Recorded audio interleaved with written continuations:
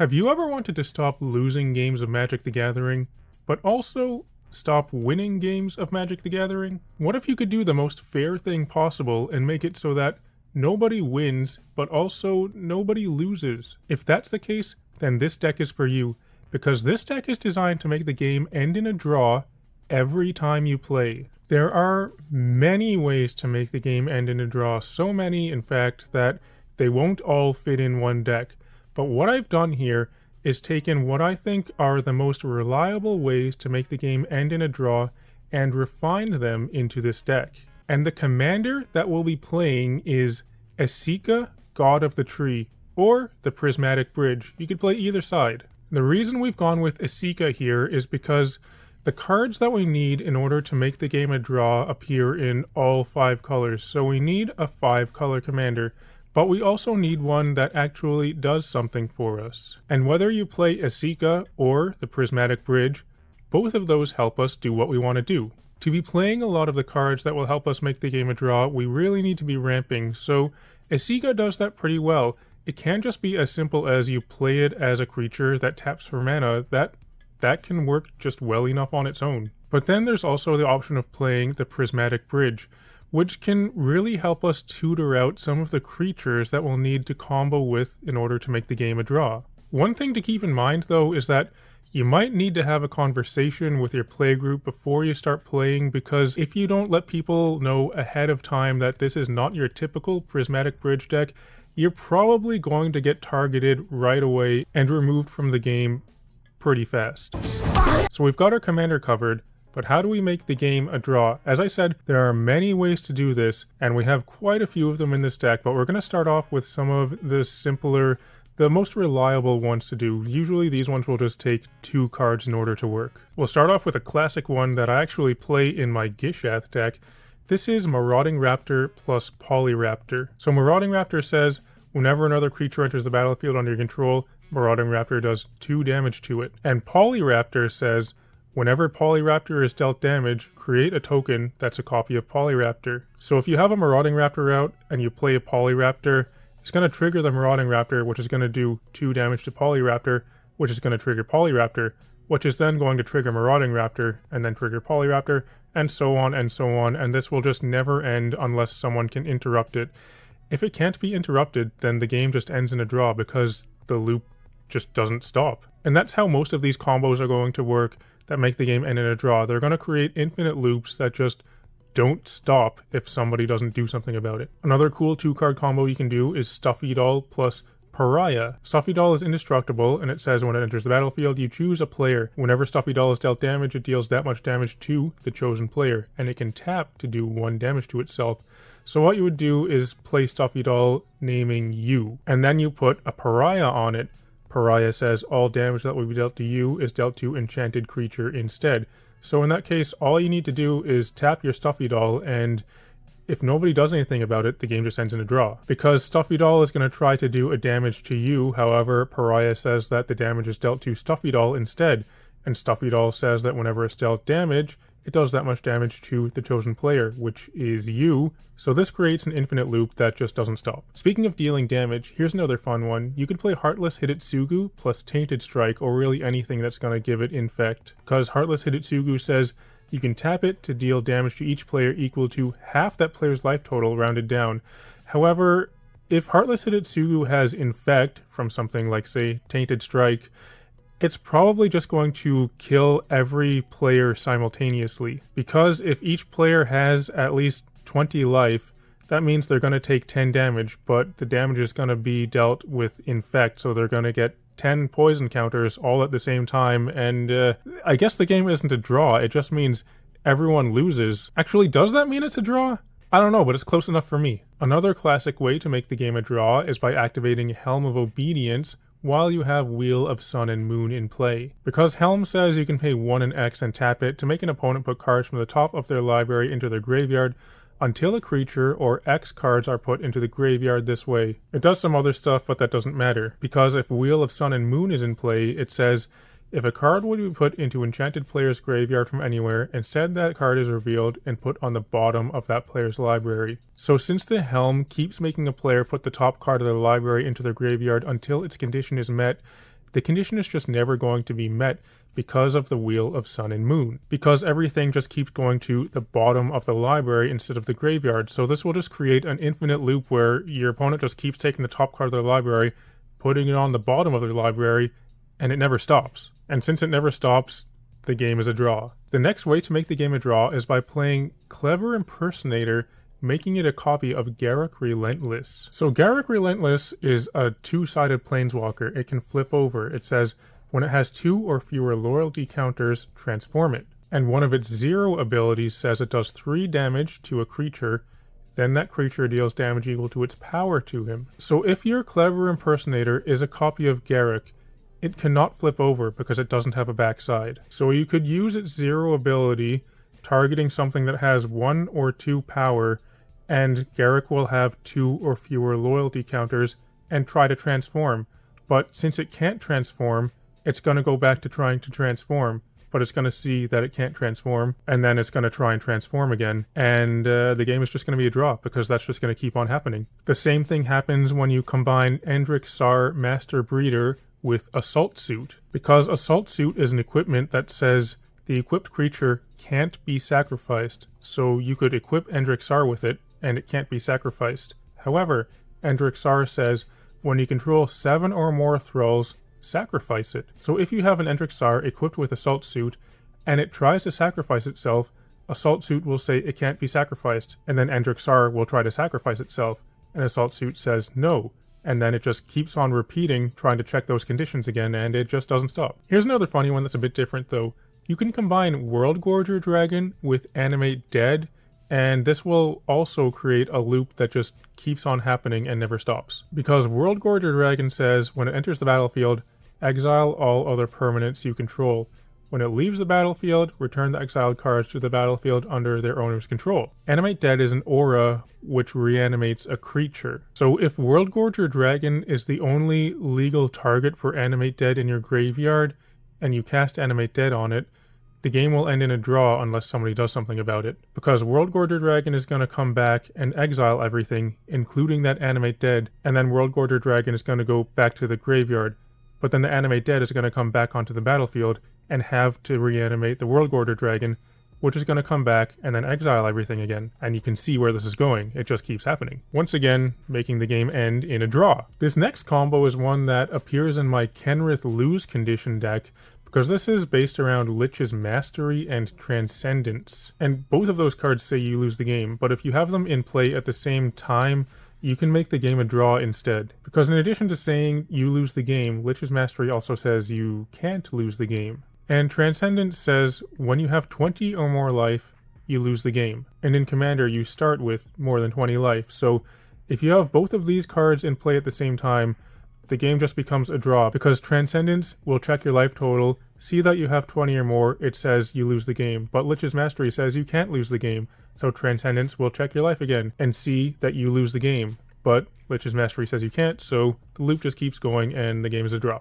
Next is a way you can draw the game with Pitiless Plunderer, and there are actually several cards that combo with Pitiless Plunderer, but we have 2 of them here that make the game a draw. Because Pitiless Plunderer says whenever another creature you control dies, you make a treasure token. So you could combine that with something like March of the Machines, which says each non-creature artifact is an artifact creature with power and toughness each equal to its converted mana cost. So that means those treasures that Pitiless Plunderer is going to make become 0/0 creatures, which are going to die, which are then going to trigger Pitiless Plunderer, which will make a treasure, which is now a 0/0, which will die and trigger Pitiless Plunderer, and keep going. And the same idea is true if you combine it with Titania's Song, which basically does the same thing as March of the Machines. You could also do something like combine Sporemound with Life and Limb. Sporemound is a 3/3 creature that has landfall, and it says whenever a land enters the battlefield under your control, you make a 1/1 green sapperling creature token. But Life and Limb is an enchantment that says all forests and sapperlings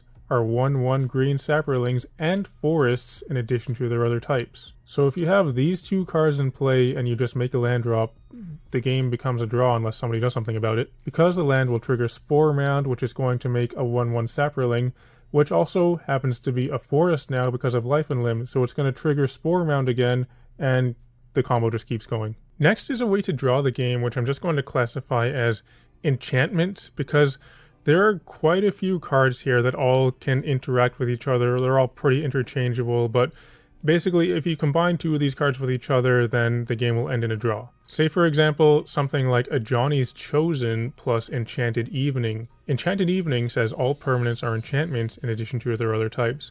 Ajani's Chosen says whenever an enchantment enters the battlefield under your control, you make a 2/2 cat. However, that cat is also going to be an enchantment because of Enchanted Evening, so that's going to trigger Ajani's Chosen again, which is going to make another cat, which is also an enchantment, and you see where it's going. Instead of Ajani's Chosen, you could do the same thing with Archon of Sun's Grace, which makes a 2/2 Pegasus when enchantment enters the battlefield under your control. Or you could play Gremlin Tamer, which makes a 1/1 Gremlin when an enchantment enters the battlefield under your control. Or you could play Ghostly Dancers, which makes a 3/1 Spirit whenever an enchantment enters the battlefield under your control. And there is even another card which you could use instead of Enchanted Evening to work with all of these other cards. You could play Secret Arcade, which says non-land permanents you control and permanent spells you control are enchantments in addition to their other types. So there's a lot of different ways to make the game a draw with these enchantment cards. There are also multiple ways to make the game a draw if you happen to be able to make infinite mana. Probably my favorite way to do this is by combining Devoted Druid with Vizier of Remedies. I play this in at least one of my other decks, but if you have Vizier of Remedies in play, you can tap Devoted Druid for an unlimited amount of green mana, because it says you can put a -1/-1 counter on Devoted Druid to untap it, but Vizier says if one or more -1/-1 counters were put on a creature you control, that many -1 are put on instead. So this way you can get infinite green mana. And if you have infinite green mana, you could use it on something like Squall Line, which deals X damage to each creature with flying and each player. So you could just do infinite damage to everybody, and once again, I guess that makes the game a draw because everyone loses at the same time. Or if you don't want to make the game a draw by doing damage, you can make it a draw by making everybody mill out at the same time by putting that infinite mana into Minds Aglow, which says starting with you, each player can pay any amount of mana. Each player draws X cards, where X is the total amount of mana paid this way. So just make everybody draw infinite cards. Here is a 3-card combo, which makes the game a draw. You can combine Luminous Broodmoth with Solemnity, and then any card which is a 0/0 that can have counters put on it, something like, say, Walking Ballista. Because Luminous Broodmoth says whenever a creature you control without flying dies, return it to the battlefield under its owner's control with a flying counter. But Solemnity says counters can't be put on artifacts, creatures, enchantments, or lands. So if you have these two cards in play, you could just play a Walking Ballista or something similar to it for X equals 0, and that will make a loop which will just never end. Because the Ballista will die because it's a 0/0, then Luminous Broodmoth will want to bring it back because it doesn't have flying, and it's going to try and put a flying counter on it, but it can't because of Solemnity, so the creature is going to die again, and then it's going to come back, and Luminous Broodmoth will want to put a counter on it, but it can't. You see where I'm going with this? Next is probably my favorite way to make the game a draw, because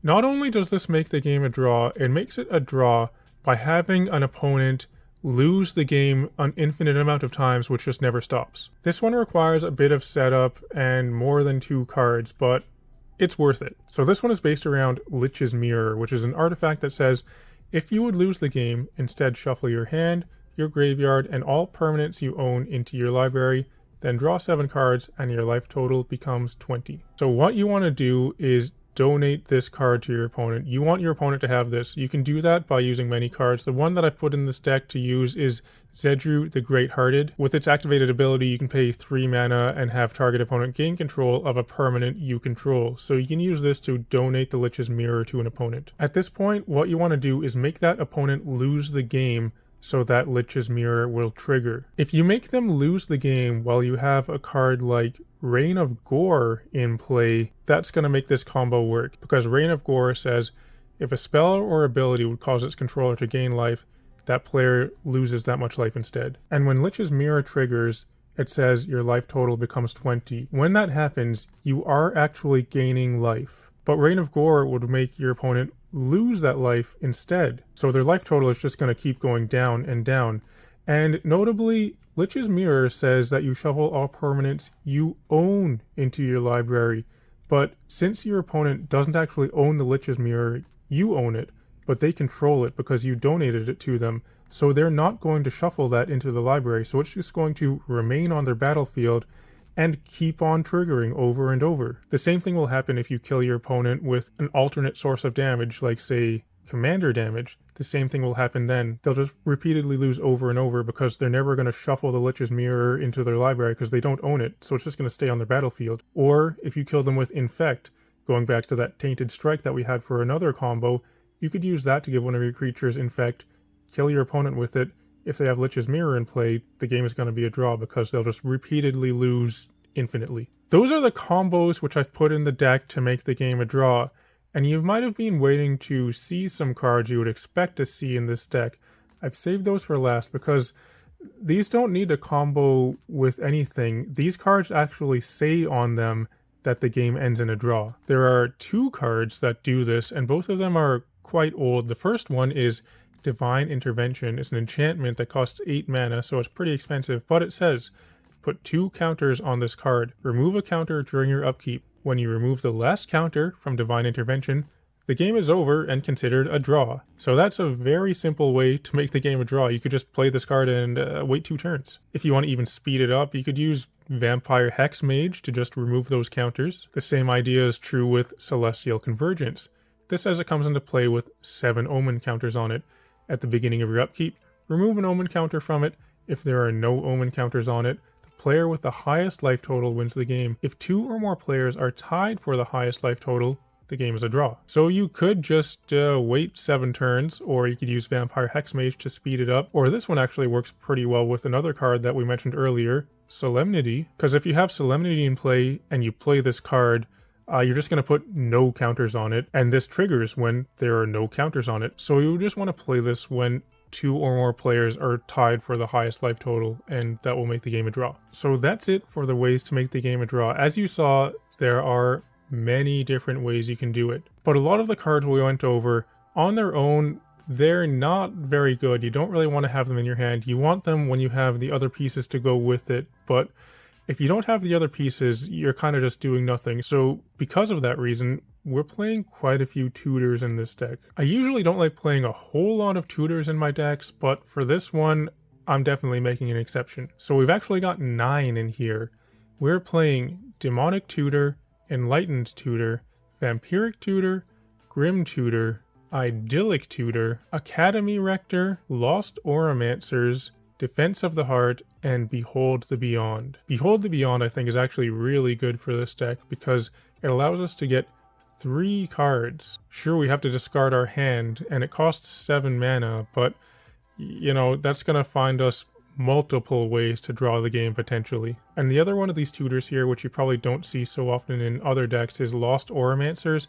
It's basically just a bad version of Academy Rector. You know, a lot of the cards that we're looking for in order to draw the game are enchantments, so enchantment tutors are quite good, especially ones that put the enchantments directly into play. And Academy Rector is really good, so even a bad version of Academy Rector is still going to be quite good in this deck. And we do have that Vampire Hexmage to speed up the Lost Oromancers if we need to. Now, because we have so many cards in here that combo to make the game a draw, there isn't really a whole lot of room for staples or just straight up good cards, but I have a few in here that I think work quite well. The first one is Black Market Connections, because I did want to have card draw as well as ramp in the deck, and this is both of those things in one card, so it fills 2 of the things we need. Also, there is an Eternal Witness. This is just a way to rebuy anything. You know, a lot of the time, one of your combo pieces you need to draw the game might end up in the graveyard. well, you can get it back with your Eternal Witness. And then, as you saw, many of the ways to draw the game involve creatures, so we don't want those creatures to die usually, so we can protect those creatures using a Lightning Greaves that I've included here. Also, I mentioned that the deck really wants to ramp, because as you saw, we're playing some pretty high mana costs, so there's a decent amount of ramp in here as well. We've got Birds of Paradise, Sakura Tribe Elder, Farseek, Nature's Lore, 3 Visits, and Sky Shroud Claim. And then we've also got some artifact ramp with Soul Ring, Arcane Signet, Felwar Stone, and Thought Vessel. We're not playing Mana Crypt because it's banned, but also because I probably wouldn't have played it anyway. You know what, if you feel like it, you could throw a Mana Vault in there. I don't have it in the deck list, but it would work just fine. So that's it for the spells. We're going to go over the mana base now. Most of the lands are just going to be mana producing lands because it's a 5-color deck that's really constrained on colors, so we just really want to be able to get all the colors that we need to cast our spells. So we're playing 6 fetch lands, all 10 of the shock lands. We've also got 6 triomes here to fetch out. I wanted to include at least 1 surveil land just to surveil if we wanted to fetch with it, so I've got an underground mortuary here as well. We've got a few lands that could tap for any color that we need with City of Brass, Forbidden Orchard, Cascading Cataracts, Mana Confluence, the World Tree, Command Tower, Path of Ancestry, and also Talon Gates of Madara. Talon Gates is cool because not only can it provide us with any color of mana, it can also do some fun stuff with phasing creatures out. I wanted to include at least 1 sacrifice outlet in the deck, but I wasn't really sure how to fit it in with the actual spells, but fortunately we were able to fit it in the mana base. So we've got a Phyrexian Tower here, which is great because it can also ramp us by adding 2 black, but mainly this is just here as a sack outlet to be able to sacrifice things like Academy Rector. Then we've also got an Ancient Tomb to help us ramp, and just 2 basic lands. I've got a forest and a swamp. So that is the deck. I've played this deck a decent number of times, and I have been able to make the game a draw using multiple different methods. Obviously, this isn't a deck that you're going to want to play all the time because it'd probably get old pretty fast just making the game a draw every time, but every so often, if you just want to have some fun and do something silly, it works pretty well for that. As I said before, there are a lot of different ways to make the game a draw.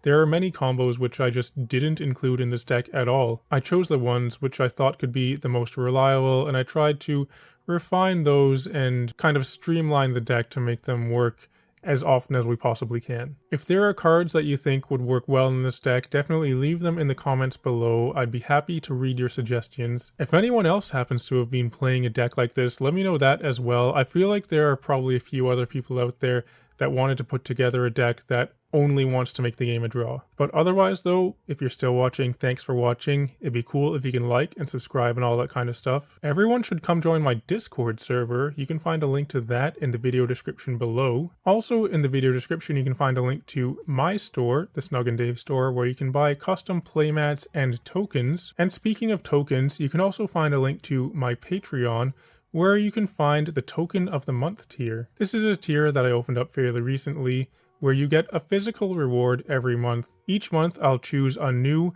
custom foil token and I'll mail that out to everyone who is on this tier. So check that out if you want to support the channel and also get a physical reward each month. But regardless of which tier you're on, I'd like to thank all of the patrons that support me on Patreon. Otherwise though, thanks for watching, and I'll talk to you later.